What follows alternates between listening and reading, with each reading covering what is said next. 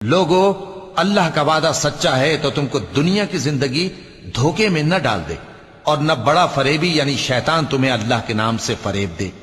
شیطان تمہارا دشمن ہے، تم بھی اسے دشمن ہی سمجھو۔ وہ اپنے پیروں کے گروہ کو بلاتا ہے تاکہ وہ دوزخ والوں میں ہو جائیں۔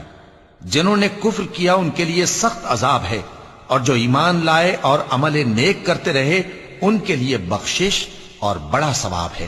بھلا جس شخص کو اس کے اعمال بد آراستہ کر کے دکھائے جائیں اور وہ ان کو عمدہ سمجھنے لگے تو کیا وہ نیکوکار آدمی جیسا ہو سکتا ہے؟